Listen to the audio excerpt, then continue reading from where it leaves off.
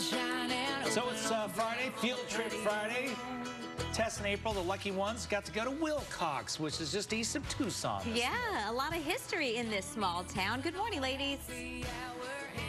And some shopping, too, as we found. How cute is this? A shop? No. We are in this adorable shop called Amarillo by Morning. Just some of the great businesses that you can find here when you stroll down Railroad Avenue. Now, I found one that's perfect for Jamie that says sometimes wine is just necessary.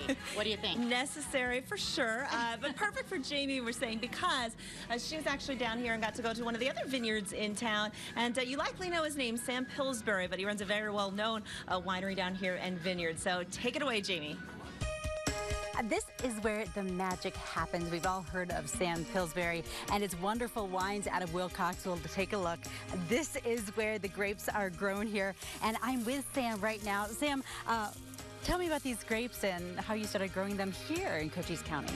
Well, we just, back in 1999, I tasted a Chardonnay that was grown in a little tiny vineyard across the road, and in 25 years, I'd never tasted a Chard like that in my life. I drove down here the next day and bought 40 acres next to that vineyard and went into business with that chap and then planted over here, and here we are. So that was a really good glass of wine. It was the best Chardonnay I'd ever had. And a lot of people don't know that you actually were a filmmaker for many, many years before you got into the wine business. I was a film director. I made feature films in New Zealand for several years and then moved to Hollywood and worked there for 20 years making movies. And as I was actually brought to Arizona to shoot something, met my present wife, spent more time here and found this land, and here we all are. And here we all are. And talk to me about what's happening here as well, because it is bottling day. Talk to me about this process.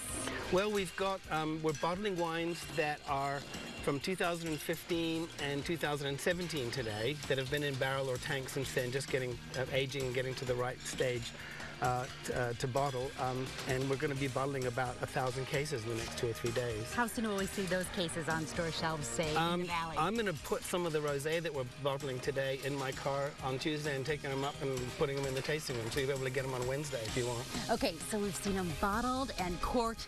Let's do a little uncorking now, Sam, and talk about pairing. If we're having chicken for dinner, what are we doing? You know, almost certainly a white wine with chicken. I mean, you know what? There's no rules, folks. You can drink whatever you want with whatever you want to eat, but this will probably show off slightly aromatic, we call it our wild child white, slightly aromatic white to go with barbecued chicken, because the barbecue's got a little bit of oomph to it, and that should be quite a good pairing. Now, meat, I would say that you really just should never have a white wine with They always say red. Why is that? Well, it's red meat, red wine. Okay.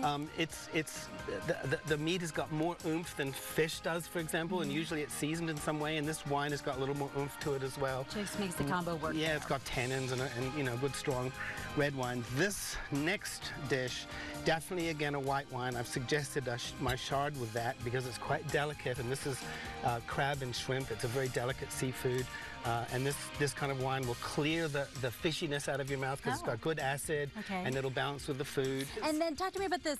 This dish is from one of the local restaurants here in town. La Única. La Única, and it looks delicious. The chili relleno, yes please. Now it's time to do something called the sip and sniff. Swirl, sniff, sip, folks. This is what you do to really enjoy wine. This is our Wild Child Red, which is quite a delicate red.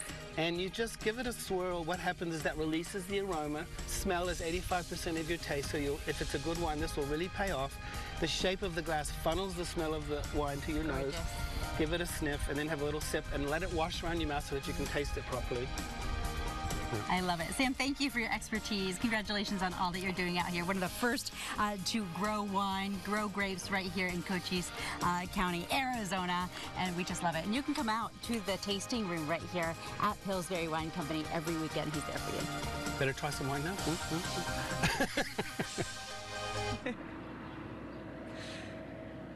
So much fun, Jamie. And yeah, Sam's a hoot. We got to meet him last night here, actually. We got to meet a lot of folks from Willcox down here. And you know what else we found when we got into town yesterday afternoon, getting down here and getting ready for Field Trip Friday?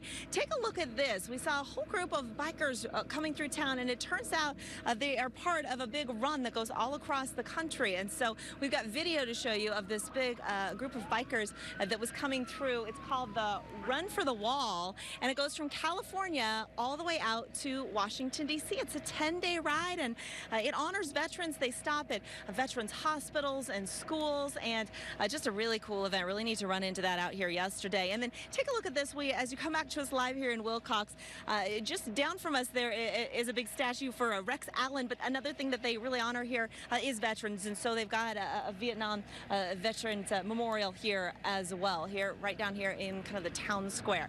Let's switch gears here and talk about your forecast. Maybe you're planning a road trip of your own this weekend. If you are, here's what you can expect. We've got temperatures for a road trip today across the state that'll actually be pretty mild. You're going to go to Sedona, 81 degrees, 77 in Payson, 85 in Willcox, sunny and beautiful here today. It's about 10 degrees warmer, cooler than you'll be in the valley today here in Willcox. Sunshine across the state, light winds as well. Those winds from yesterday are going to ease up a bit as that system kind of falls apart to the north of us and pushes a little bit away from Arizona. So we'll be sunny. We'll warm it up just a little over the weekend, but not too much. We've got no rain in your 7-day forecast. Going to stay pretty quiet around here the next 7 days. Today's highs across the state, 95 in Havasu. Tap out today in the valley at about 94, 70 in Flagstaff, 83 in Winslow, and 75 in Show Low, 66 today in Kingman, and as I mentioned, 85 in Willcox.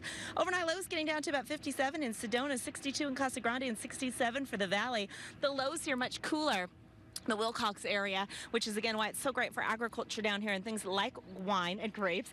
They'll be in the 50s. We'll be in the 60s and 70s on our lows this week in the valley, and our afternoon highs, as you can see, going to fluctuate just a couple of degrees, generally between the mid to upper 90s. But lots of sunshine in the forecast. Great time to maybe take a road trip and come down here and visit Willcox. It is a beautiful time of year, and Scott and Olivia, I'm going to tell you that I have not been to Willcox before. I've been to Sonoyta, and I think we took a trip in August or September. I think that's the best time to come down here because the storm watching is incredible. Ooh. The storms that roll off the Chiricahua Mountains and the Dos Cabezas Mountains over there are pretty incredible. So that's my suggestion for you. Oh, I bet that's true. Yeah, it's been so beautiful there. The flowers behind you and everything. It looks like it's absolutely perfect conditions this morning, April. It really is. You kind of forget you're in Arizona sometimes. Anytime we can get a drop in temperatures, we'll be there this summer. Exactly. April, thank you.